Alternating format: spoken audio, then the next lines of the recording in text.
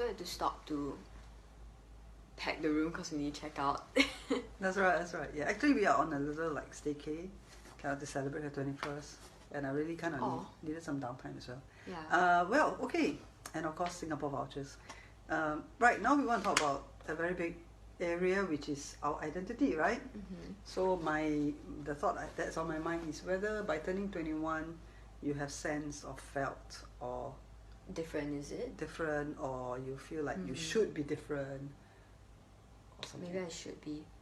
I don't necessarily think so, because I think that all birthdays in general always feel the same to me. Like, it's just like another day, and it's like the passage of time just marches on inevitably. So yeah, I don't really feel very different.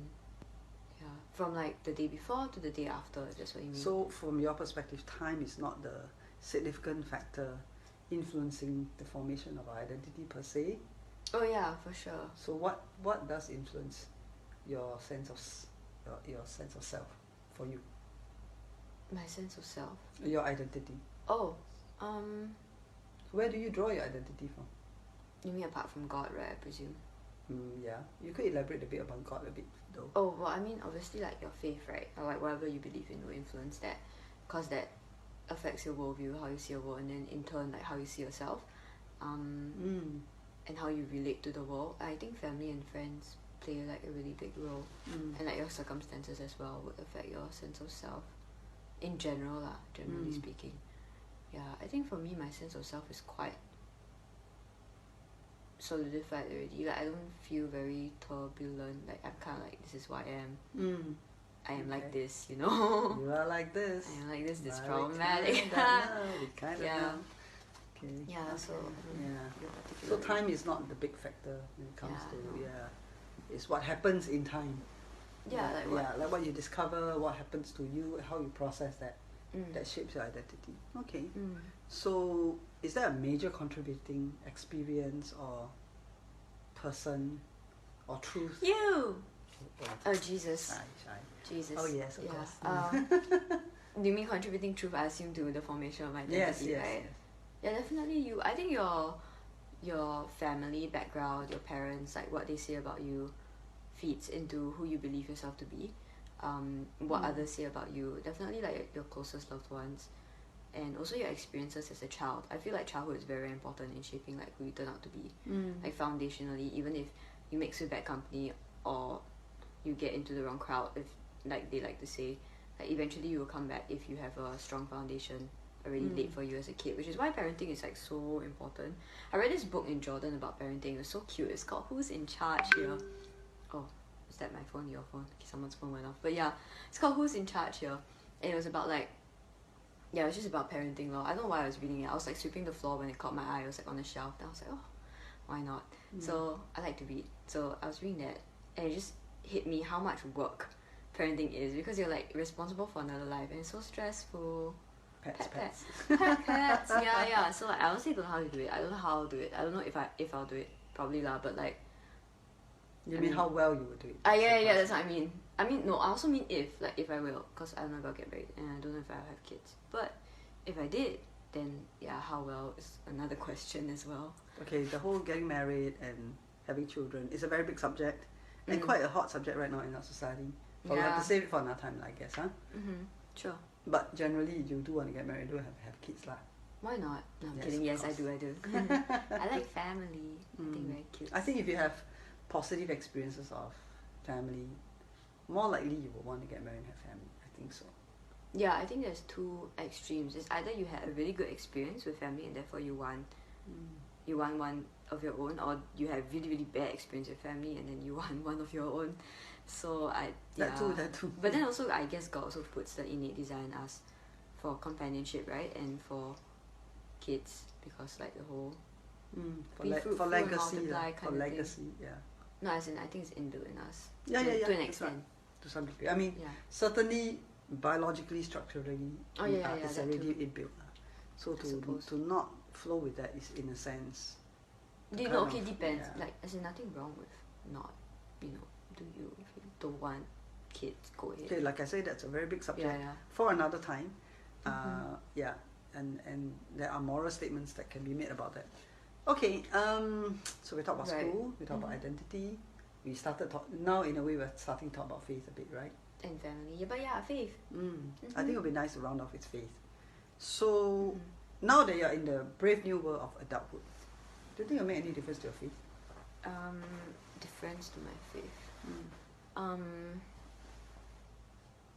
What do you mean? Do you have expectations of your faith being more mature, robust, well informed? I wouldn't call them expectations per se.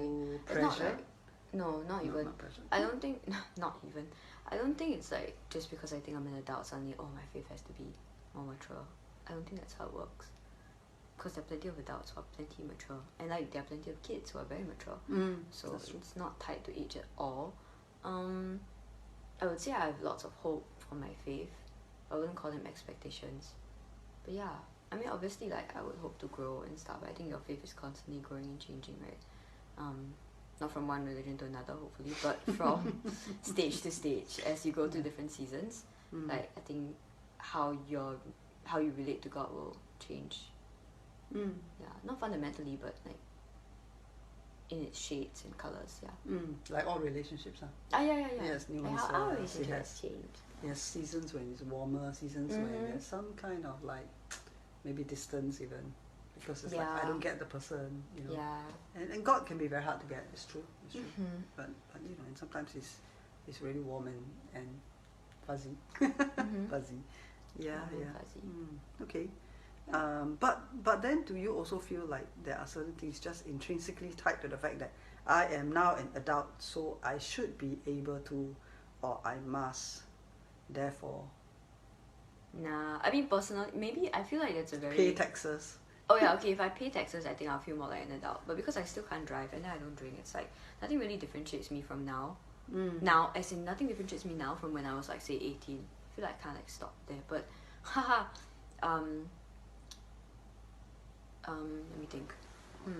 I think, yeah, I really just don't think it's tied to age. Like it's not like I don't have a mindset where it's like, oh, I'm an adult, I have to be this now. Like why? Says who? Yeah. Although Society, although I'm very glad, do we care? like now when you're on summer break, you automatically feel like, oh, I should, you know, earn my keep and. Oh, okay, yeah, but that was before I was 21. I really didn't want to be financially independent. Where it's like, not okay. I'm not financially independent, obviously, because I can't make that much. But like. But you don't spend that much either. Yeah, I try not to, and then I try not to take money when I don't have to, that kind of thing. But it's not. It doesn't come from a place of like I want to be independent. It's more like I see your stress, then I like self-stress. Don't want to contribute. You know, like I want to like help. So it's more that nothing really to do with adulthood. I feel very little. Yeah. Or maybe it is actually something to do with adulthood, but it's not how you frame it. That's not your starting point. It's not like I'm an adult, therefore but rather you are looking at the situation and say, you know, I can help, I can contribute, and so you just go in that direction. It happened to coincide with you turning adult. Yeah, that's quite nice in that case. Yeah, better than we wait until you're 45 before you have this realization. We're grateful definitely. Yeah, I think faith-wise I don't have expectations, but I definitely have hopes, because like I think everyone wants to grow, right? And it's difficult sometimes, but I feel I'm very, very fortunate, because when you're like, how to say, investing in your relationship with God and stuff, I really think that He does give you like a front row seat to a lot of the things He's doing. And so I think I've been very fortunate to see that He opens your eyes to see where He's moving in the lives of others. Opens my eye. In the lives of others, and like in school and stuff like that. And yeah, it's been a privilege. I'm very excited. And also in our family also, seeing God move. And like being able to be a part of that, like being more conscientious of Him moving and more intentional in the role that I play, I feel has been very, almost empowering in a sense. Or like quite exciting, you know? That kind of vibes. So I like that word, empowering. I think maturing, and if you insist tipping over into adulthood, a big part of it is you must feel empowered to be who you are and to bring your best to your homes, your families, to the table, wherever that table may be. And yeah, and I think it's a journey of self-discovery and self-expression. Yeah, I'm learning so much about myself. And actually I think the best phrase for me is self-offering, an offering of yourself, like Paul says. And my life is poured out, you know. And I think you can only do that when you are constantly growing in knowing yourself and how loved you are, Yeah. then you'll be willing and able to do that. Mm-hmm. Is this a good place to end our conversation? Mm-hmm. Okay. What's this? Bye, folks. I can't reach it.